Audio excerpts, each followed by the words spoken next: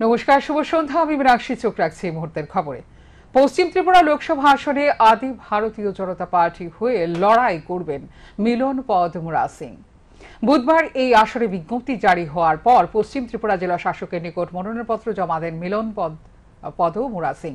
পশ্চিম ত্রিপুরা জেলা শাসক ডক্টর বিশাল কুমার জানান, আজকে থেকে মনোনয়নপত্র জমা নেওয়া শুরু হয়েছে, চলবে আগামী 27 মার্চ পর্যন্ত। আজকে প্রথম কোনো এক নির্দল প্রার্থী মনোনয়নপত্র দাখিল করেছেন। নির্দল প্রার্থী মিলন পদ মুরা সিং এর বাড়ি শান্তির বাজার পতিছড়ায়। আগামী 27 মার্চ পর্যন্ত সকাল 11টা থেকে দুপুর 3টে পর্যন্ত মনোনয়নপত্র জমা নেওয়া হবে। ছুটির দিন ছাড়া বাকি দিনগুলিতে নির্দিষ্ট সময় মতো মনোনয়নপত্র জমা নেওয়া হবে প্রার্থীদের কাছ থেকে বলে জানান তিনি। আমরা 2024 যে লোকসভা নির্বাচনে আমরা আদি বিজেপি, কিন্তু আমাদের পার্টির রেকগনাইজ হয় নাই। এখনও আমরা ইন্ডিপেন্ডেন্ট এবং আদি বিজেপি হয়ে লড়ছি। আমি বিগত দিনে বিজেপি 16 মে থেকে 2017 বিধানসভা নির্বাচন প্রাক মুহূর্তে আমরা আদি বিজেপি গঠন করি। 2019-এ আমাদের প্রার্থী ছিল নারায়ণ দে। এবারও আমরা পশ্চিম ত্রিপুরা আসনে আদি বিজেপি হয়ে আমরা মিলন পদ মুরা সিংকে মনোনীত করেছি। মহিলার উপর প্রাণঘাতী হামলার প্রতিবাদে প্রমিলা বাহিনী উত্তর জেলা পুলিশ সুপারের কার্যালয় ঘেরাও করে বিক্ষোভ দেখায়। তাদের অভিযোগ, গোবিন্দপুর গ্রাম পঞ্চায়েতের বাসিন্দা নলিনীকান্ত সিংহ সহ কয়েকজন দুষ্কৃতী গত 14 মার্চ এক মহিলার উপর কুমতলব নিয়ে আক্রমণ সংঘটিত করে প্রাণনাশের চেষ্টা করেছিল। 14 মার্চ ধর্মনগর মহকুমার গোবিন্দপুর গ্রাম পঞ্চায়েতের এক মহিলার উপর প্রাণঘাতী হামলার প্রতিবাদে সোচ্চার হয় গোবিন্দপুর এলাকার প্রমিলা বাহিনী। ঘটনার বিবরণে জানা যায়, সেদিন এই মহিলার উপর গ্রামের বাসিন্দা নলিনীকান্ত সিংহ আক্রমণ চালায়। এতে মহিলা গুরুতর আহত হয়ে হাসপাতালে ভর্তি হয়। ঘটনার পরে স্থানীয়রা চুরাইবাড়ি থানার পুলিশের নলিনীকান্ত সিংহকে গ্রেপ্তার করে, কিন্তু তার সাথে অন্যান্যরা যারা জড়িত ছিল তাদের গ্রেপ্তার করা হয়নি। এই ঘটনার পর গ্রামের মহিলাদের মধ্যে আতঙ্ক ছড়িয়ে পড়েছে। এমন অবস্থায় নিজের নিরাপত্তা সুনিশ্চিত করতে এবং অভিযুক্ত নলিনীকান্ত সিংহের বিরুদ্ধে কঠোরতম শাস্তির ব্যবস্থা করতে গোবিন্দপুর মহিলারা উত্তর জেলা পুলিশ সুপার ভানুপদ চক্রবর্তীর দ্বারস্থ হয়। পাশাপাশি এই প্রাণঘাতী হামলার সাথে যারা জড়িত রয়েছেন তাদের সকলকে গ্রেপ্তার করে শাস্তি প্রদান করতে মহিলাদের পক্ষ থেকে স্মারকলিপি পুলিশ সুপারের উদ্দেশ্যে দেওয়া হয়। জেলা পুলিশ সুপার আশ্বস্ত করেছেন, বিষয়টি গুরুত্ব দিয়ে দেখা হবে। তবে জেলা পুলিশ সুপার জানিয়েছেন, আটক হওয়া একজনকে জিজ্ঞাসাবাদ করে জানা গেছে অভিযুক্তরা কুমতলব নিয়ে এই মহিলার উপর আক্রমণ সংঘটিত করেছিল। এলাকার মহিলাদের বলা হয়েছে, যদি তারা আদালতে সাক্ষী দেয় তাহলে অভিযুক্তের কঠোর শাস্তি হবে। দিনের মধ্যেই ওনাকে কোর্টে জারি করা হবে এবং কোর্টে যদি আমরা সঠিকভাবে সাক্ষী দিতে পারি তাহলে আসামির 10 বছরের জন্য জেল কারাদণ্ডে রাখা হবে। এবং বাকি এটাও বলা হয়েছে, আমরা বলেছি যে এই আতঙ্কায় আমাদের গ্রামবাসীর সকলেই আতঙ্কিত এবং ওনাদের সন্তানরা এখনো বাড়িতে ফিরতে পারেনি। সেই আতঙ্কা যাতে কেটে যায়, সেই আতঙ্ক কাটানোর জন্য উনি এটাও আমাদের আশ্বাস দিয়েছেন যে আগামী কয়েকদিনের মধ্যে ইলেকশনের পর একটা মিটিং ডাকা হোক এবং উনি সেখানে উপস্থিত থাকবেন এবং আসামির সাথে যদি অন্য কেউ জড়িত থাকে তাদেরও যাতে খুব তাড়াতাড়ি শিগগির কারাগারে আনা হয়। এবং এখন দেখার বিষয়ে অভিযুক্ত নলিনীকান্ত সিংহের কি শাস্তি হয় এবং বাকি অভিযুক্তদের পুলিশ জালে তুলতে পারে কিনা। শান্তন টিভি। বুধবার সকালে ট্রাফিক দপ্তরের সামনে বিক্ষোভ দেখায় ত্রিপুরা ই রিক্সা শ্রমিকরা। তাদের অভিযোগ, রাস্তায় যানজট মুক্ত নামে তাদের হেনস্থা করা হচ্ছে। দীর্ঘক্ষণ চলে তাদের বিক্ষোভ।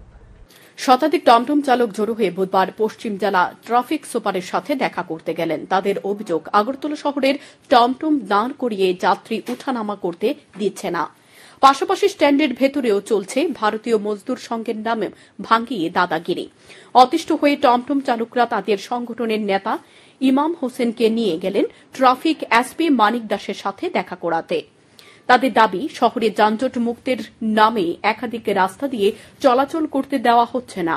পাশাপাশি আগরতলা শহরের কোনো রাস্তায় তাদের দাঁড় করিয়ে যাত্রী ওঠানামা করতে দিচ্ছে না। সবচেয়ে বড় বিষয় হল, নাগেরজোলা স্ট্যান্ডের ভেতরে প্রবেশ করলেও ভারতীয় মজদুর সংঘের নাম করে কিছু ব্যক্তি টমটম দাঁড় করাতে দিচ্ছে না।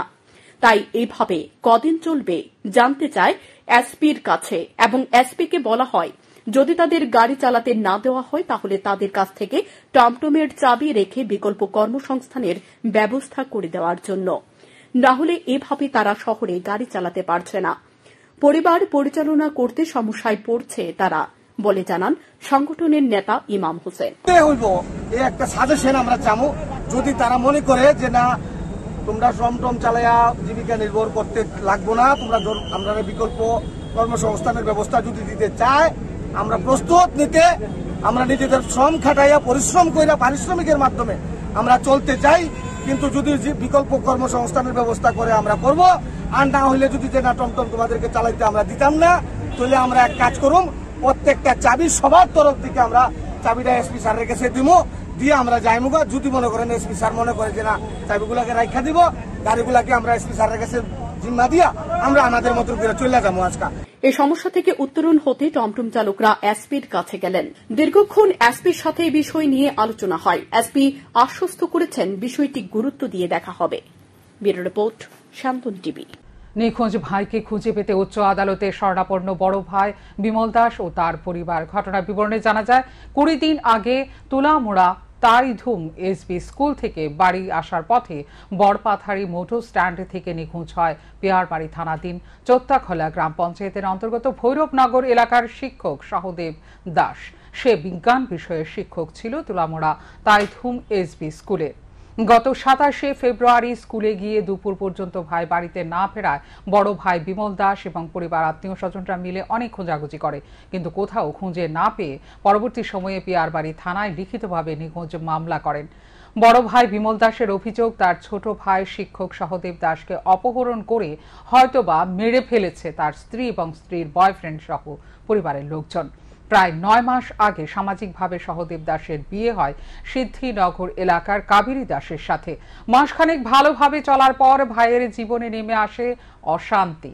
অভিযোগ সিদ্ধিনগর এলাকার বাসিন্দা সত্যনারায়ণ দেবনাথের সাথে ভাইয়ের স্ত্রী কাবেরী দাসের বিবাহের আগে থেকেই প্রেমের সম্পর্ক ছিল। সত্যনারায়ণ কাবেরী দাসের বয়ফ্রেন্ড। বিয়ের 3 মাসের মধ্যে কাবেরী তার স্বামীকে নিয়ে নিজ বাড়িতে যায়। তারপর সেখানে বয়ফ্রেন্ড সত্যনারায়ণকে সাথে নিয়ে এবং পরিবারের লোকজন মিলে ভাই সহদেবকে মারধর করে হারপিক খাইয়ে দেয়। ঘটনা বেগতিক বুঝে তড়িঘড়ি সহদেবকে হাসপাতালে নিয়ে যায় এবং সেখান থেকে জিবি হাসপাতালে স্থানান্তর করা হয়। সেখানে কিছুদিন মৃত্যুর সঙ্গে পাঞ্জা লড়তে লড়তে কিছুটা সুস্থ হলে ভাইকে উন্নত চিকিৎসার জন্য এবং সুস্থ করতে চেন্নাইতে নিয়ে যাওয়া হয়। বর্তমানে সহদেব সুস্থ হলেও হারপিক খাইয়ে দেওয়ার কারণে এখনও অনেকটাই অসুস্থ রয়েছে, মানসিকভাবে অনেকটা বিপর্যস্ত। তারপরও কোনো রকমে ইতিমধ্যেই স্কুলে যাওয়া শুরু করে, কিন্তু গত 27 ফেব্রুয়ারি থেকে নিখোঁজ বলে অভিযোগ। আমার বাড়ি কি নাম তোমার? আমার নাম বিমল দাস। আমার বাড়ি ভৈরবনগর, ছোটবেলা ভৈরবনগর দাসপাড়া। আমার ছোট ভাই গত 27 তারিখ স্কুলে গেল। স্কুলে যাওয়ার পথে আমার ভাই স্কুল করে বাড়িতে আর ফিরেনি। স্কুল করার পরে বাড়িতে আর ফিরেনি। কোন স্কুল? তুলামোড়া তাইডুম স্কুল থেকে বাড়ি আর ফিরেনি। মাস্টার বিজ্ঞান শিক্ষকের মাস্টার। আচ্ছা। তো এরপরে আমি অনেকবার কল করলাম। কল করার পরে হেড মোবাইল সুইচ অফ দেখাচ্ছে। আমি এরপরে খোঁজাখুঁজি করলাম। খোঁজাখুঁজি করার পরে head mobile switch of power কারণে আমরা অনেক খোঁজাখুঁজি করছি। এরপরে শুনলাম বরপাত্র অবধি আইলো অটোওয়ালাগুলো, আমি বরপাত্রে নামাই দিলাম। এরপরে আমি বরপাত্রে খোঁজাখুঁজি করলাম। খোঁজাখুঁজি করার এই মোবাইল বন্ধ। আমি এরপরে পাইছি না। এরপরে থানা গিয়ে আমি একটা তারাও জানাইছি স্যার আমার ভাই স্কুলে গেল, স্কুল থেকে আর এখনও আসছে না। তারা বলছে তোমরা বলছে কালকে তোমরা একটা মিসিং জারি করো। কাল থানারে? হ্যাঁ। কোন থানা? পিয়ারবাড়ি থানাতে। পিয়ারবাড়ি থানাতে আমি 27 তারিখ আমার ভাই নিখোঁজ, 28 তারিখে আমি মিসিং জারি করলাম। আদালতের আদেশ অমান্য করে যে সমস্ত অভিযুক্তরা পালিয়ে বেড়াচ্ছে তাদের বিরুদ্ধে গ্রেপ্তারি পরোয়ানা জারি করা হয়েছে। আর যে সমস্ত অভিযুক্তদের বিরুদ্ধে গ্রেপ্তারি পরোয়ানা জারি হয়েছে তাদের তল্লাশি চালাচ্ছে সংশ্লিষ্ট এলাকার থানাগুলো। বুধবার বিশালগড় থানা এলাকায় যে সমস্ত অভিযুক্তরা আদালতের আদেশ অমান্য করে পলাতক ছিল তাদের গ্রেপ্তার করার জন্য তল্লাশি চালায়। রঘুনাথপুর থেকে আরাবুল রহমান নামে একজন পলাতক অভিযুক্তকে গ্রেপ্তার করতে সক্ষম হয় বিশালগড় থানার পুলিশ। জানা যায় বিশালগড় থানায় তার বিরুদ্ধে একাধিক মামলা রয়েছে। সে আদালতের আদেশ অমান্য করে পলাতক ছিল বলে জানান বিশালগড় থানার ওসি রানা চ্যাটার্জি। বিশালগড় পুলিশ স্টেশনের আন্ডারে যত পলাতক আসামি আছে যাদের বিরুদ্ধে আদালত থেকে মাননীয় আদালত থেকে নন অ্যাভেলেবল ওয়ারেন্ট বের হয়েছে এবং তাদেরকে গ্রেপ্তার করার আদেশ দেওয়া আছে। সমস্ত পলাতক আসামিদের আমরা তাদেরকে অ্যারেস্ট করার জন্য আমরা রেড করছি এবং তারই অঙ্গ হিসাবে আমরা আজকে বিশালগড়ের রঘুনাথপুর নিবাসী আরাবুর রহমান, তার নামে একটা নন ভেলেবল ওয়ারেন্ট পেন্ডিং ছিল আমাদের এখানে, পিআরসি WP 30/2018, এটা একটা চুরির কেস। সেই ওয়ারেন্ট বলে আমরা রেড করে আমরা এখন আরাবুর রহমানকে থানাতে নিয়ে এসেছি। বাড়ির লোকের বর্তমানে দুঃসাহসিক চুরি ঘটনা সংঘটিত হলো ধর্মনগর চন্দ্রপুরের সুরভি আশ্রম সংলগ্ন এলাকায় বাবুল মালাকারের বাড়িতে। ঘুম থেকে উঠে দেখে ঘরের সমস্ত কিছু ছড়িয়ে ছিটিয়ে রয়েছে। চুরি করে নিয়ে যাওয়া মোবাইল ফোনে ফোন করলে অশ্লীল ভাষায় গালিগালাজ করে চোরেরা। আতঙ্কিত সাধারণ মানুষ। লোকসভা নির্বাচনের দিনক্ষণ ঘোষণা হয়ে যাওয়ার পর রাজ্য তথা দেশের বিভিন্ন এলাকায় নিরাপত্তা ব্যবস্থা আরও জোরদার করা হয়েছে, কিন্তু ধর্মনগরের নিরাপত্তা ব্যবস্থা জোরদার করার পরও প্রতিদিন চোরের উপদ্রব বৃদ্ধি পেয়ে চলেছে। সাধারণ মানুষ পুলিশের উপর আস্থা হারিয়ে নিজেদের ব্যবস্থা নিজেরাই করবে বলে মনস্থির করে নিচ্ছে, কারণ ধর্মনগর থানা যে ভূমিকা পালন করছে তা সাধারণ মানুষ সন্তুষ্ট নয়। এবার চুরির ঘটনা চন্দ্রপুরের সুরভি আশ্রম সংলগ্ন এলাকায় ঘটেছে। বাড়ির মালিকের নাম বাবুল মালাকার। জানা যায় মঙ্গলবার রাতে ভাত খেয়ে ঘুমানোর পর ভোর 4টা নাগাদ ঘুম ভাঙলে দেখতে পায় আলমারি খোলা এবং ঘরের সমস্ত কিছু ছড়িয়ে ছিটিয়ে রয়েছে। তারপর ঘরের আলো জ্বালিয়ে দেখে নগদ অর্থ, মোবাইল ফোন, স্বর্ণালংকার নিয়ে গেছে চোরের দল। তারপর ঘরের ফোনে ফোন করার পর অশালীন ভাষায় গালিগালাজ করা হয়। 11:30টার সময় ঘুমাইছি, ঘুমানোর পরে তো ঘুম লাগতেছে, করতে পারি না। হঠাৎ 3:30টার সময় ঘুমটা ভাঙছে আর কি। ভাঙার পরে আমার চোখ পড়ছে, পড়ার পরে ওই চোখেসটা দেখি ভাঙা। তারপরে কেন চাবি টাবি ফালালাম, ঘুরে আর কেন এটি কেমনে পড়লো, কারণ আমার তো এরকম সেটে রাস্তা না। নামছি বিছনা থেকে, ফ্যানটা আমি ফ্যানটা অফ করবো, বিছনা থেকে নামার পরে দিকে সাইডের দিকে আমার এরকম সেটে গডরেজ খোলা, সব দরজাটি খোলা। তারপরে গডরেজ খুলে দেখলাম যে টাকা টুকা আসলো, প্রচুর টাকাও নিছে, সোনাও নিছে, তারপরে মোবাইল নিছে, ATM নিছে, কিচ্ছু আছে না, সবটা মোটামুটি বিছনায় খবর দেওয়া হয় ধর্মনগর থানা পুলিশকে। পুলিশ ঘটনাস্থলে এসে একটি মামলা হাতে নিয়ে ঘটনার তদন্ত শুরু করেছে। স্যন্দন টিভি। কৈলাসহর মাগুরলি শেখপাড়া 5 নম্বর ওয়ার্ড এলাকা থেকে নাবালিকা অপহরণ কাণ্ডে জড়িত থাকার কারণে এক অভিযুক্তকে গ্রেপ্তার করল কৈলাসহর ইরানি থানার পুলিশ।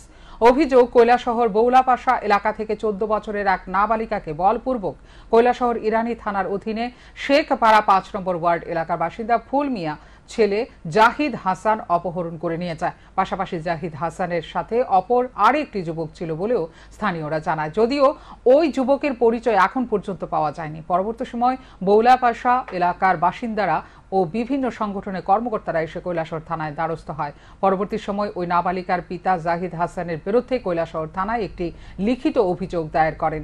পরে কৈলাসহর মহিলা থানার পুলিশ ও ইরানি থানার পুলিশ মাগুরলি শেখপাড়া 5 নম্বর ওয়ার্ড এলাকা থেকে জাহিদ হাসানের বাড়ি থেকে নাবালিকাটিকে উদ্ধার করে।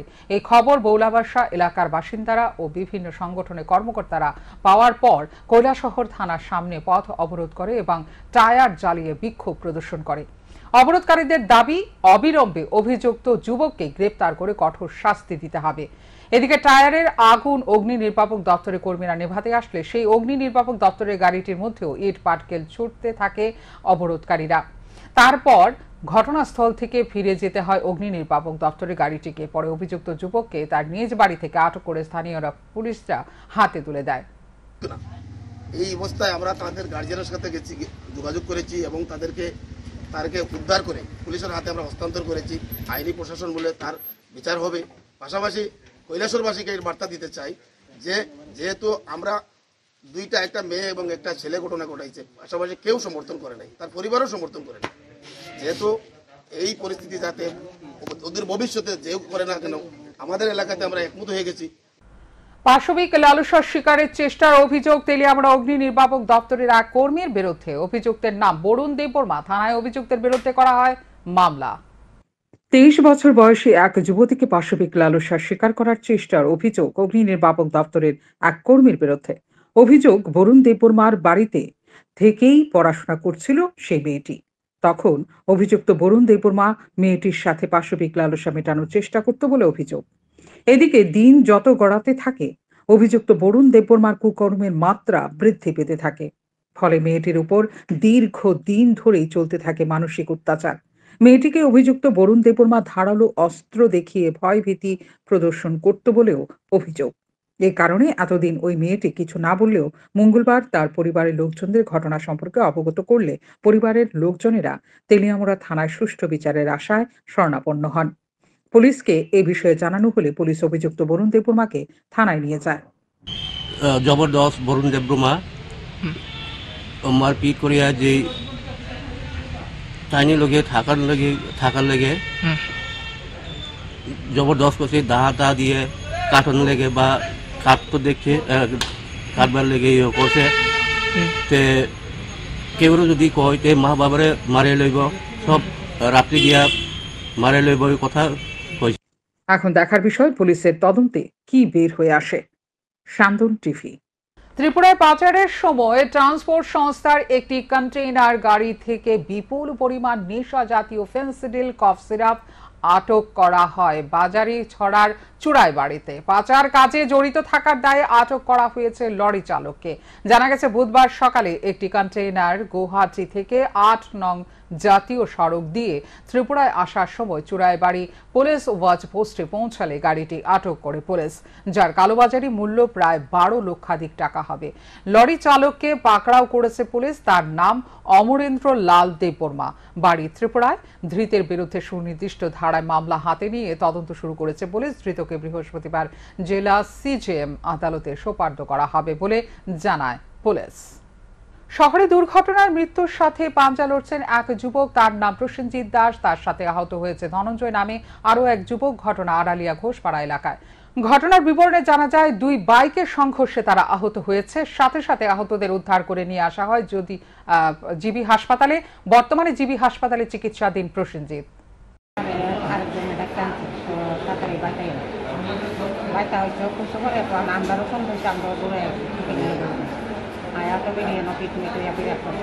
আয়া কি দেখছেন? আয়া কিছু দেখছে না, গাড়ি তো এদিক ডাল হয়ে গেছে। চিল্লাইছে করে মাথা বল টল দিয়া, তারপরে আমরা ওকে নিয়ে আই করছি। কেমনে হয়েছে শুনতে পাচ্ছেন? নেই এটা হচ্ছে ওয়ার্ড অফিসের সামনে বাইকে মুখাউকুলি দিয়া তোমার অ্যাক্সিডেন্ট। জাতীয় স্বাস্থ্য মিশন ও অল ইন্ডিয়া ডেন্টাল অ্যাসোসিয়েশনের উদ্যোগে ওয়ার্ল্ড ওরাল হেলথ ডে উদযাপন করা হয়। আগরতলা আইজিএম হাসপাতালে আয়োজিত অনুষ্ঠানে উপস্থিত ছিলেন মুখ্য সচিব জে.কে. সিনহা, স্বাস্থ্য দপ্তর সচিব কিরণ গিত্তে ও জাতীয় স্বাস্থ্য মিশনের সহকর্মী মিশন ডিরেক্টর বিনয় ভূষণ দাস সহ অন্যান্যরা। মুখ্য সচিব জে.কে. সিনহা জানান, সবচেয়ে বেশি গুরুত্ব দেওয়া হয় স্বাস্থ্যক্ষেত্রে। বর্তমানে রাজ্যে 200 কোটি টাকা ব্যয় করে ডেন্টাল কলেজ স্থাপন করা হয়েছে। আগামী দিনে রাজ্য স্বাস্থ্যক্ষেত্রে আরও বেশি আমূল পরিবর্তন আনতে কাজ করা হচ্ছে বলে জানান তিনি। उनको मैं बताना चाहता हूँ कि हो सकता है कि आप लोग क्योर पे ज़्यादा ध्यान देते होंगे, या आजकल बहुत सारे ब्रांचेज आ गए हैं। कुछ दिनों पहले मुझे बताया गया कि एक एस्थेटिक डेंटिस्ट्री होता है, तो बहुत सारे ये हो सकते हैं।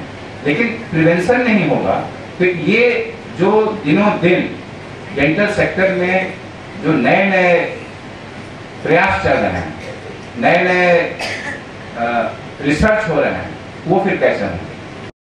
দক্ষিণ ত্রিপুরা বাস অনার্স অ্যাসোসিয়েশন রাজ্য সরকারের কাছে দাবি জানিয়েছিল নাগেরজলা স্ট্যান্ড এবং বটতলা স্ট্যান্ডকে যাতে একসাথে আনা হয়। রাজ্য সরকার ইতিমধ্যেই এই দাবি মেনে নিয়েছে। সরকারি আইন অনুযায়ী বর্তমান সময়ে স্মার্ট সিটি প্রকল্পের আওতাধীন বটতলা এলাকায় কোনো প্রকারের যানবাহন ভিড় জমাতে পারবে না। বুধবার এক সাংবাদিক সম্মেলনে দক্ষিণ ত্রিপুরার বাস অনার্স অ্যাসোসিয়েশনের সরকারের এই আইনকে সমস্ত ধরনের যানবাহন চালকদের প্রতি আহ্বান রাখে। সেই সঙ্গে নাগেরজোলা স্ট্যান্ডকে করিডোর হিসেবে ব্যবহার করার চালকদের প্রতি আবেদন করে অ্যাসোসিয়েশন। সরকারের সিদ্ধান্তকে সঠিকভাবে পরিচালনার দায়িত্ব সকলের বলে জানানো হয় অ্যাসোসিয়েশনের তরফে।